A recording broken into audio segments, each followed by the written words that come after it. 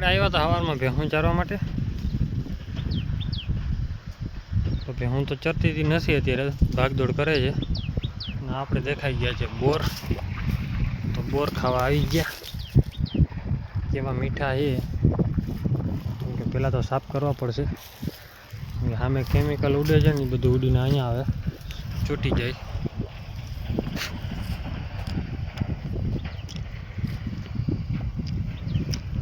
જો એવા મીઠા નથી.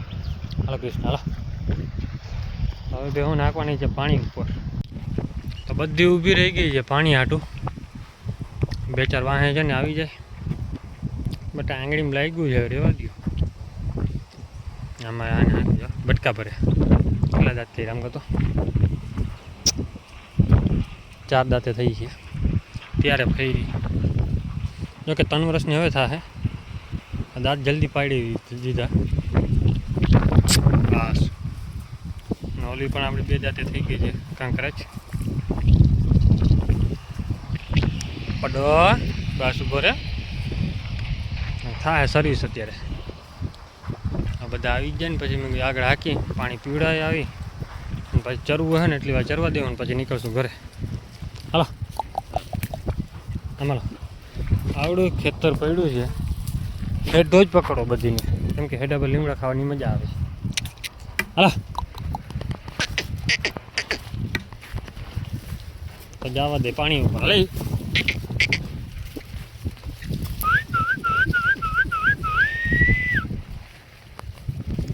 સીટ થઈને એટલે ખબર પડી ગઈ, ભાગવા માંડ્યા. હા તો હું તો સેઢા ઉપર ના જાય ને એટલે સારું, કેમ કે ઓલી વાયર છે શીંગડા બીંગડા ફસાય ત્યાં તૂટી જાય. હાલો ફોટો પકડી લીધો, જોઈએ ખબર પડી જાય સીધી બેહોને. તો પાણી ઉપર ટાઈમ થઈ ગયો એટલે પાણીએ ભાગવું જ જોઈએ. 1-1.5 કલાક તો માન રાખડે અહીંયા. ને આપણે હવે હે ને ખડેલીના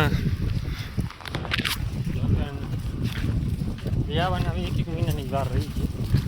એમાં એક છે જો ઓલી આપણી મોટી જાફરીની હટની આવી રીતે પછી નમાવી નાખ્યા. અહીંયા થાંભલા જો આખો નમી ગયો, ભાંગી જાય. બની હર પછી સીધો થઈ ગયો પટે. હલો જાફરી ક્યાં ગયા આપણે? જાફરી જ દેખાતી નથી. હવે છે જો આવી, કેમ કે એને ચરવું હોય. આમાં 2-4 એવી છે હરડિયું, પાવરા ખાઈ લઈએ, પાણી પી લે, ફૂલ થઈ ગયું હોય. ઘડી ચરી લે ને પછી પાણી પી જોઈ જ પાણી આટું ભાગે. એમાં બધા ઓલી બાજુ એને છેલ્લે હાલે છે ને એ વજા ખોલી છે, ભાગે એટલે ઊંધી જ ભાગવા માંડવાનું સીધું ઘરે જ. એનો પાડો ભગરો આવ્યો હતો પણ મરી ગયો, લોટકો થઈ ગયો, ફૂલ ખાણ ખાતા હતો. વચ્ચે નબળો જ પડતો ગયો, વખાણ કર્યા ને પાડાને ભારે લોટકો થતો છે. આપણા ઘરના જેટલા અહીંયા ઘરે વખાણ કરશે એટલે તરત એનો પરચો દેખાડી દઈએ.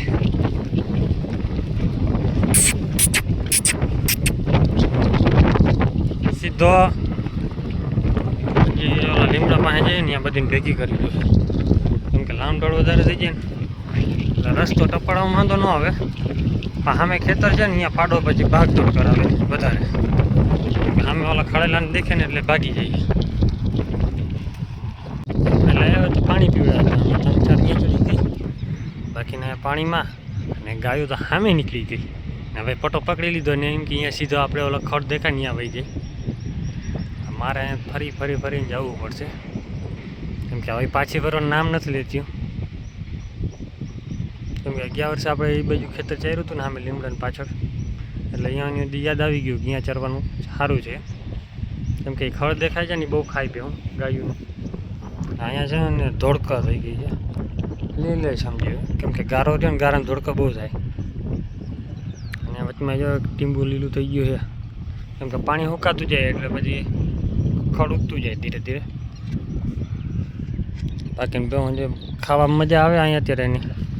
આપણે નદીમાં જે એટલું ખડ થાય છે ને એટલું અહીંયા નથી થતું, કેમ કે અહીંયા પાણખાનો ભાગ વધારે દેખાય છે. તમે ચારે બાજુ જોઈ લ્યો કે 3 ટા ફોડી પાણખા કાઢી લીધા છે. એક રીતે ફાયદો કરે છે, કેમ કે આવી રીતે નદી ઊંડી થઈ જાય ને તો ફાયદો થાય. પણ નુકસાની આમું એટલું જ છે, કેમ કે ચોમાસા સાઈડમાં એટલું પાણી ભર્યું હોય, આમ બોલતી કોઈ ભાઈ ભેહુંવાળા આમાં ઉતાર લે ને એટલે પાછી ગાડી અઘરી પડે, કેમ કે ભેહુંનું ક્યાંય ટાટી જ ન પહોંચે.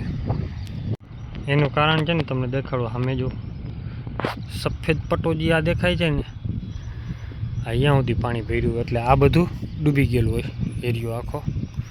અને આ બાજુ તમે સામે દેખાડી દો કે જો સામે સફેદ પટ્ટો પણ જ્યાં સુધી પડી જાય છે ને, એ બધું પાણી ફૂલ લેવલ ભર્યું હોય, કેમ કે અહીંયા ફૂલ્યો છે એટલે ફૂલિયાનું લેવલ પાણી હોય. ત્યાં અહીંયા ભેહું બુડે ને એટલું પાણી છે, ભેહું આરામથી બેસી ગઈ છે, કેમ કે અહીંયાથી સીધી ને ખાડ પડી જાય છે ઊંડી. ભેહું નીકળવાનું મન થતું નથી અત્યારે.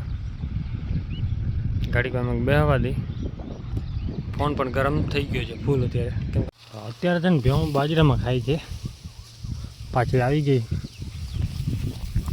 બાજરો છે, ગરમી થાય છે, કેમ કે આ બાજુ પેકમાં વહેલા જેવું લાગે છે. આ બાજુ હવે પવન આવ્યો છે, પવન સવારમાં આવતો નહોતો.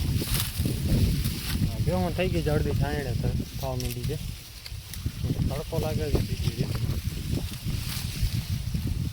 બોટલ આપણે પાણીને ભરીએ હતા સવારે ઘરેથી, થઈ ગયો છે પૂરો. પાણી બહુ પીવું લાગે. મસાલા ખાતા હોય એને બધાને ખબર હોય, કેમ કે આખો દી ભાઈ આપણે મસાલા વગર ન રહીએ. કેપેસિટી ઓછી હોય આપણી મસાલાની 2-3 જ હોય. હાલે જ્યારે ના હોય ને ત્યારે જ જરૂર પડે. જોઈને ફરજિયાત ખીચામાં પડ્યો ને બનાવવા મન ન થાય. સવારનો બનાવ્યો તો હજી હાલે છે, એ બપોર પછી બીજો બનશે, એટલે ક્યારેક 2 ને ક્યારેક 3. અત્યારે જો ભેહું બજાને ચડતી આવી ગઈ છે ને અહીંયા બેસી ગઈ છે. ત્યારે એનો વાંધો ને હમણાં ભાગી કઈ બાજુ, આ બાજુ ભાગી જાય, બહાર નીકળી જાય. અને પણ જો ટીનો આવડો મોટો ખડ ઊભો છે, અહીંયા ખાવું નથી ને, અહીંયા હળલ ખડમાં ઊભી રહે. અને આ બાજુ મેં બીડકા જેવું છે, એમને ખુલ્લું પડ્યું છે, હું ચિંતા નથી કે વાંધો ઓલી બાજુ પડે રસ્તામાં.